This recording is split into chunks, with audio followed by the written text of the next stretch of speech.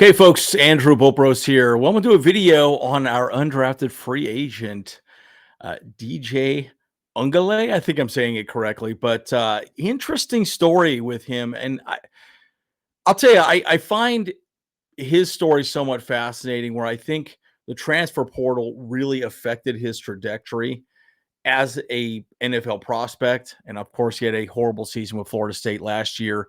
So plenty to talk about here, guys.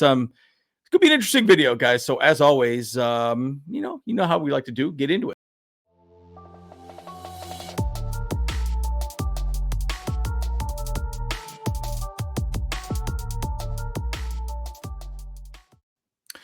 Okay, folks, as always, like and subscribe if you do enjoy the content. I'm Andrew Bulbros.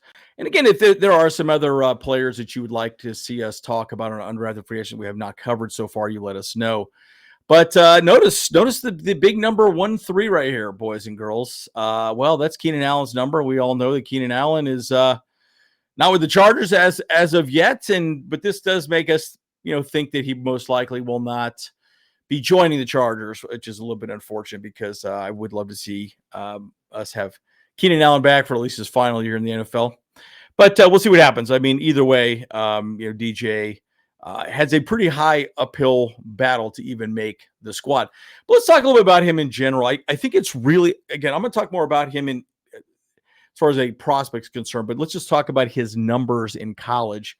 Guys, he was like the Messiah at Clemson. I'm no joke. Clemson, he spent 3 years at Clemson from 2020 to 2022 before transferring to Oregon State.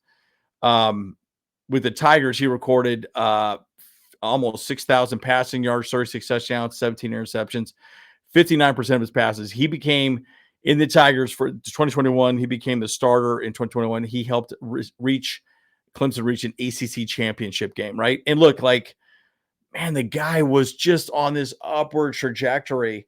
Then he decided to go to Oregon State and then finished with Florida State last season. And Florida State, guys, FSU logged 1,000 yards passing, 4 touchdowns, and 6 interceptions in 5 games before a season-ending hand injury, which, of course, made it impossible for him to really be evaluated properly. But, it's you can argue a couple different things, right? You could say, well, maybe he should have left, for the pros early, but like, why did he transfer to Oregon State? And then Florida State was absolutely disaster for him. Then he had this season-ending injury, right? And so, yeah, you could say the transfer portal affected him, but why did he transfer to begin with, right? Why didn't he just go to pro?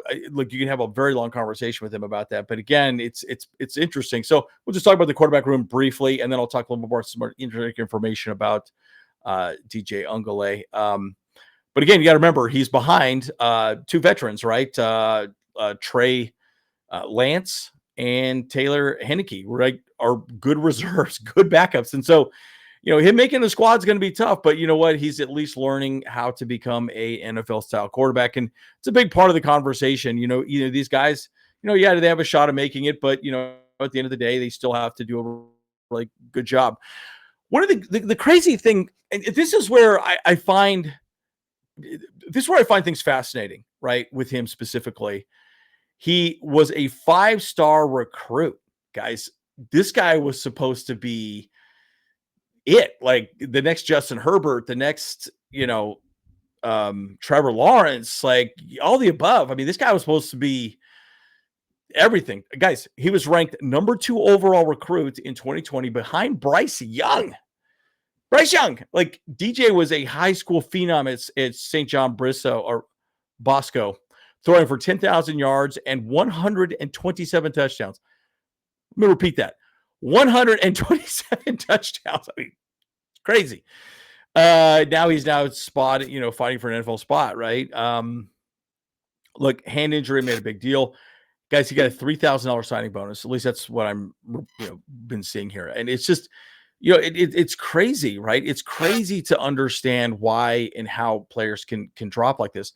Now, again, he's a multi-sport talent. Did you know that the Dodgers also drafted DJ in the 20th round in the 2023 MLB Draft? I think to some degree that might have a little bit of a problem with him. I think a lot of people thought, well, maybe he's going to play baseball, but he chose football over baseball. Maybe he'll go back to baseball. Who knows? We'll see what happens.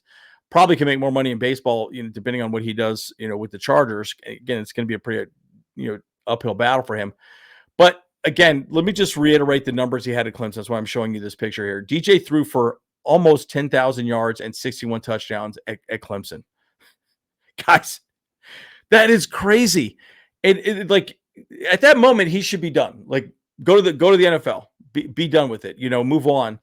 But then he goes to Florida State, and it's just a disaster for him, right? So again, Florida State had a hand injury in 2024, limited to just a little over 1,000 yards in 5 games.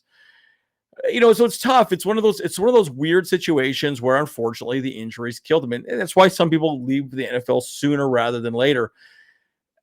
Again, why did he even go to Oregon State? I think probably people are wondering what the situation is. And then he entered the draft, and for baseball, well, does he want to play baseball? Does he want to play football?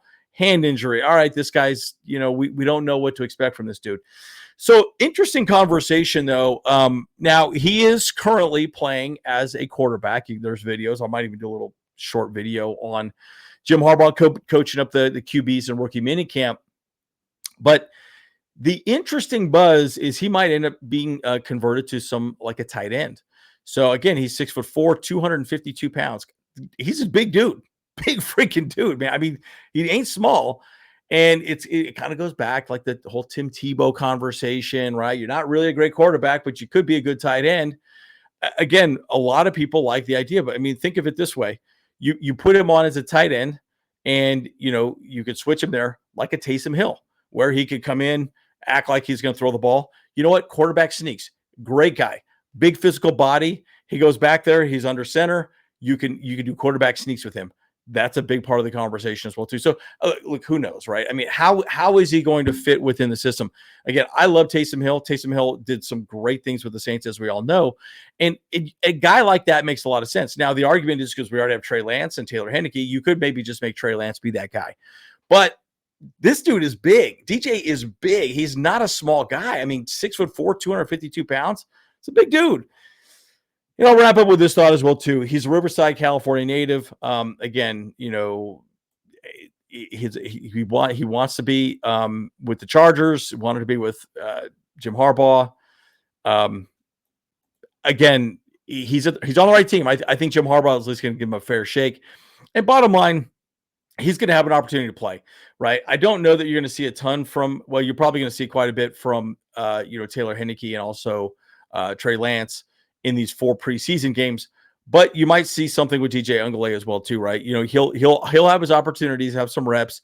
Other teams are watching what he's doing, and they're going to call up Jim Harbaugh and say, "Well, what do you think of this guy?" Right? I mean, is he a good dude? I mean, guys, remember the number 2 recruit overall in 2020.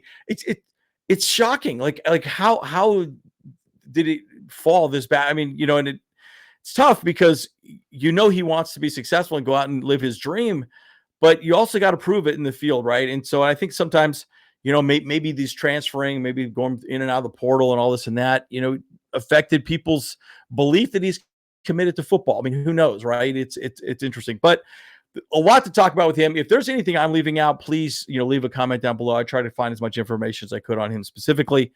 But DJ Uiagalelei, very interesting conversation. So as always, Andrew, leave a comment down below. And if there is somebody else that we have drafted in the undrafted free agent pool that you want us to do a video on, let us know.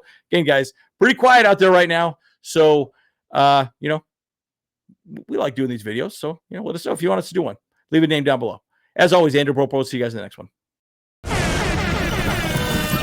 Hey, what's up? Cameron Dick here watching Bolt Bros podcast.